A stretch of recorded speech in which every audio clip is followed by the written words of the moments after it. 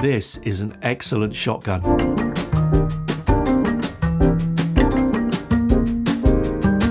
Hi, this time I'm talking about a shotgun. It's a short shotgun, and instead of the normal slats that you get on a shotgun, this one has a series of holes. Shotgun microphones are often described as different things. You can see supercardioid, hypercardioid, low bar. Well, this one is described as a supercardioid.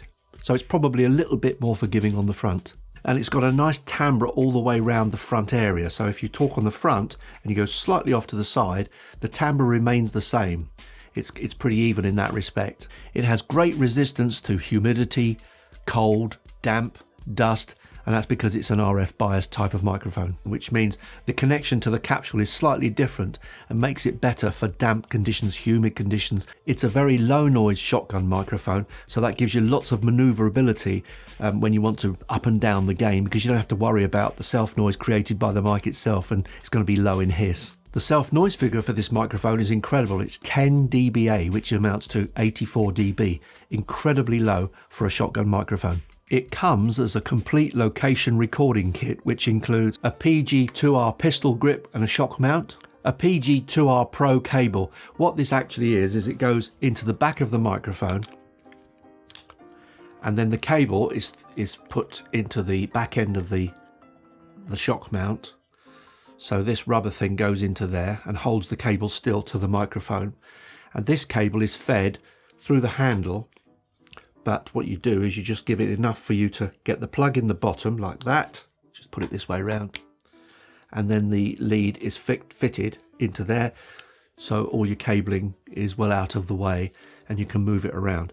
One thing I have found is that the socket that Rode supplies is a little bit wide for some of my cables, and what they do is they supply you with a little band that goes inside, like a little rubber band. It fits inside and makes the fit quite tight. For my cables, it's either too loose or it's just too really tight to get in there. So it's a bit of a strange fit, this plug here, this socket. It's just slightly bigger than I'm used to. And if you watched my NTG5 video, you'd have heard some noise when I was demoing this one. And that noise was this plug playing up because I hadn't put the rubber band inside. WS10 windshield, a nice little pouch, an RM5 mic clip, and a foam windshield. This is the sound of the NTG5 handheld using the mounting system that they supply as part of the kit. Now with this, it would be expected that you would be moving the microphone around. So I'm just going to do a quick tap test. So if I tap my hand,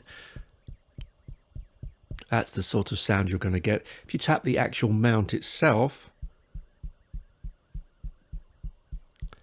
Okay, so now if I move this around. Now just to check the polar pattern, I'm going to move the microphone 45 degrees to the left. That's 45 degrees to the left. Now I'm in the center. Now I'm 45 degrees to the right for you anyway. It's the left for me. And back to the center again. Now if I move between the left and the right while I'm talking, hopefully while I'm talking you're hearing something happening on the front of the microphone so that you can hear exactly what the pattern is doing. Now I'm going to go a little bit further than 45 degrees because this microphone is actually quite forgiving. So I'm going to go now a little bit more round to the side. So I'm now nearly onto the side, nearly onto it, coming round to the front and going round to the other side again. You can hear that this has definitely got a front-facing system. So this is the sound of the microphone on the front. This is the sound of the microphone on the side. This is the sound of the microphone on the rear. Back to the side, and I'm back to the front again. For this shot, I'm using the foamie just in case there are any differences in sound when you've put the foam on top of the microphone. And this is the one that Rode supply, so hopefully this is a bit better, and certainly is going to be better as far as plosives are concerned, which means I can probably get a bit closer and therefore eliminate other sounds as well, even better. But if I pull it away again and talk normally instead of whispering into a microphone, because that's a bit strange, that's the sound of the microphone with the foamie. And now I'm using jazz hands because what I've done is I've boomed it above me. It's actually just in front of me here, and it's just above the screen there. I'm just touching it there. So this is the sound of the microphone when it's boomed above you, and hopefully this is the way that you would use it in a room to try and eliminate most of the room sounds, but not have the microphone in camera on shot. The only disadvantage of this is it's further away. So because it's just slightly further away, about 1.5 feet, then you have to raise the gain slightly. But the nice thing about this microphone is that it's so sensitive, it really doesn't take a lot of gain to get a really healthy signal. So this is a pretty good microphone for booming because you don't have to raise the gain too high. And I'm going direct into a little Beach Tech preamp into my camera, doing nothing special here as far as the preamp's concerned, and this is the sound that you will get. The only thing I think you might be hearing is I've got a spotlight going on over there, and the fan noise might be picked up by this microphone because it is actually a very sensitive microphone. But that's the sound of this microphone when it's boomed above the head. So to finish, I'll just say something about what I think about this microphone. First of all, the polar pattern is quite tight, but it's not as tight as some others that I've tried, which is quite nice because it's actually fairly forgiving, which is a nice thing. So I think the sound of the microphone, especially when you get round to the sides here, it doesn't massively alter in timbre. The volume goes down, but the timbre doesn't alter. It has got a slight raise on the bass at the back. And if you look at the frequency response of this microphone anyway, there is a drop off from 80 downwards, from 80 hertz downwards, and there's a slight hump from about 2 kilohertz, slightly sloping up by about 3 dB. I'm not sure, I think it goes on until about somewhere around 15 and then slopes away. So there is a presence boost with this microphone as well. The curious thing is that the microphone is quoted as being 20 to 20 kilohertz. That's the frequency it actually picks up, but at 20 kilohertz it is picking it up, but much lower in volume, because in fact the real pickup is 80 to 20 kilohertz, which is exactly the same as the NTG5. The two top models are the NTG5 and this one, and really it comes down to a preference thing.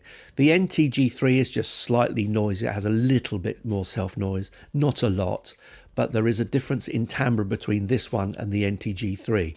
The NTG5 has a little bit more bass weight, so although it still goes to 80 dB and rolls away, there is some kind of boost down there in the bass that brings out the lower frequencies in your voice that this one doesn't.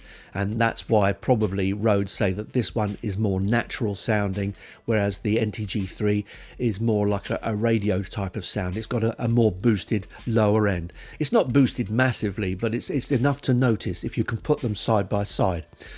In terms of value, I think this is a great value microphone if you're serious about audio. The package is fantastic with the foamie, the dead cat, the handle, the shock mounting system, and the little system that goes, the wiring system that goes through the handle. I think it's a great value pack.